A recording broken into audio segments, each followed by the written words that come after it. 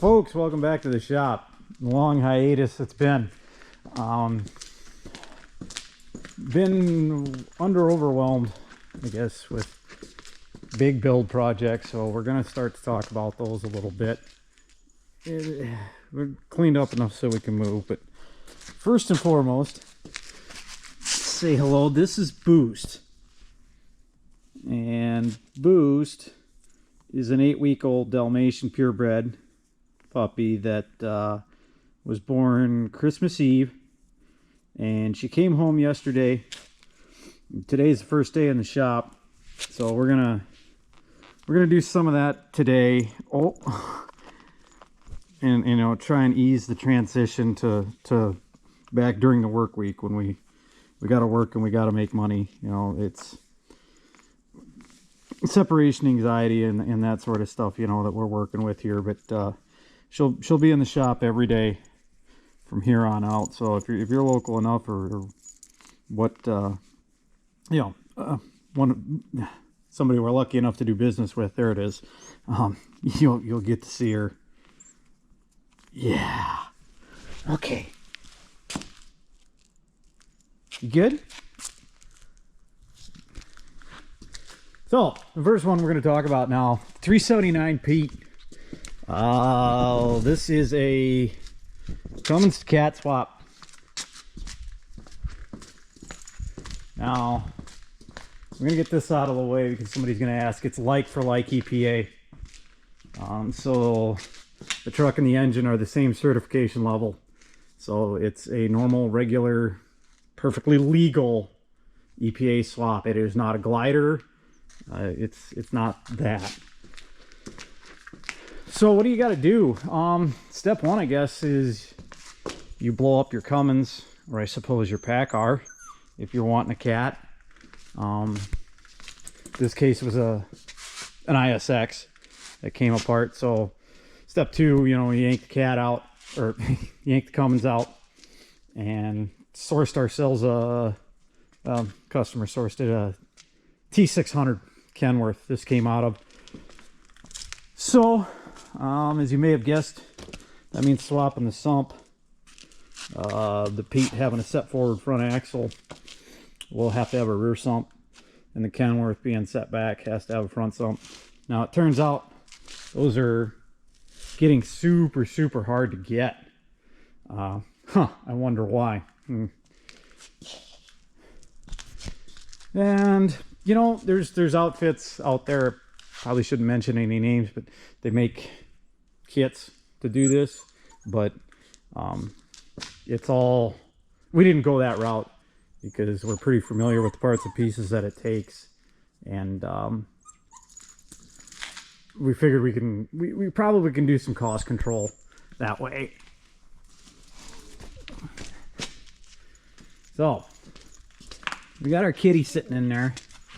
Got ourselves a set of used mounts off a Rec 379. Nothing special. Got it set down in there though, and this is something I don't know that we were expecting, but the front mount is off half an inch. It's sitting too far back. This all appears to be the same.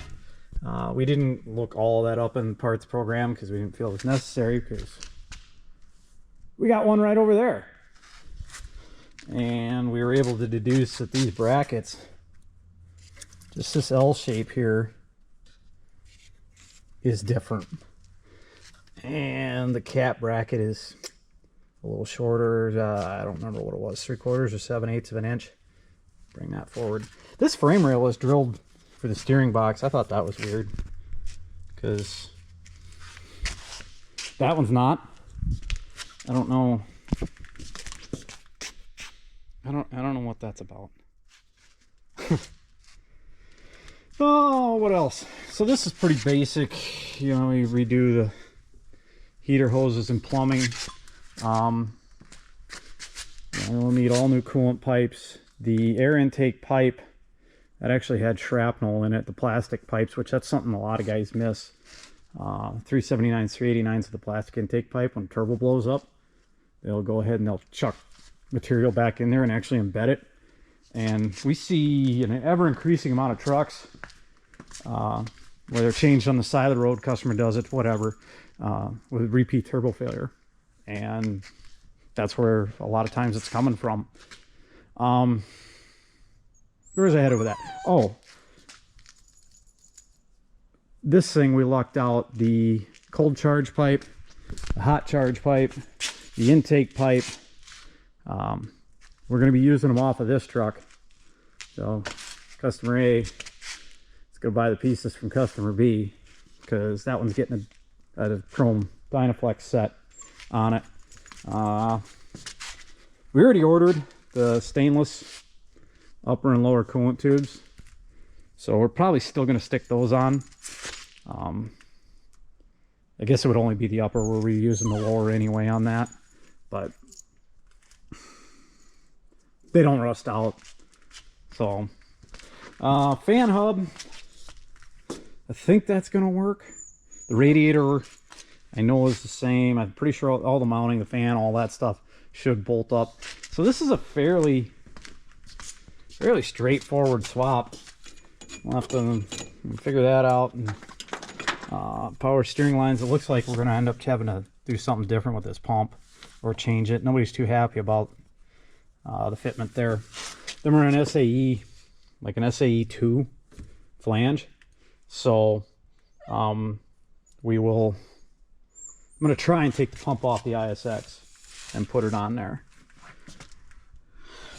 Oh, got a set of, I had to change the stab rod, the rods, the brackets. As far as, this is the one everybody asks about, electronic engine interface. We'll reuse this tank. I did talk to the client late last week and can't see through his sight glass. So I think we're going to weld a bung in, a pipe bung here and here, and do a clear tube. So there's your interface harness. And there's nothing special about this. You know, we don't buy the $3,000 swap harnesses. This is one through trial and error, looking it up, that should work. It's off of a 379. A little bit newer. That was for a 120 pin cat, but they're the same on the 70 pin side. The ECM side, they're the same, except help me out here. I think maybe 11, and this isn't right, so don't redo it. Don't take this to gospel, but if I remember right, like fan control goes from like pin 11 to 21. There's something there that might have to be swapped. Oh, this was a first.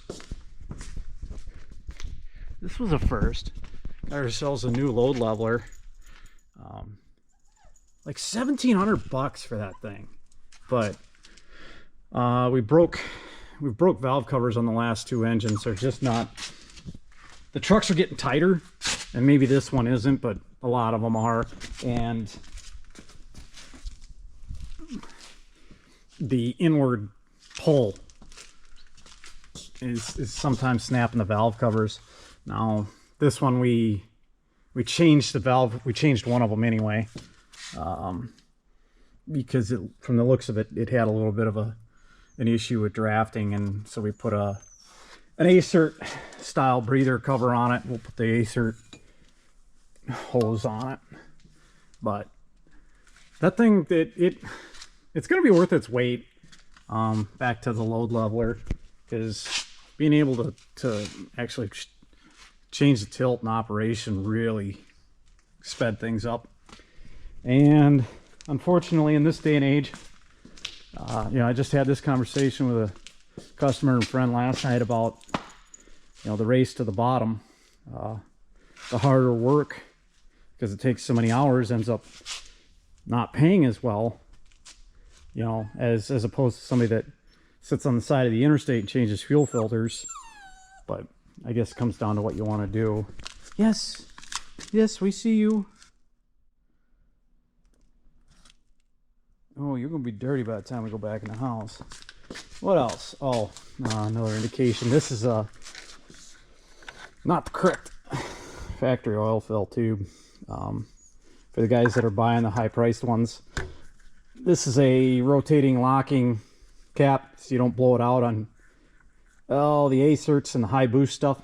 And all this is an SDP, so a DPF equipped C15. This would be the fill tube and the cap for that. This engine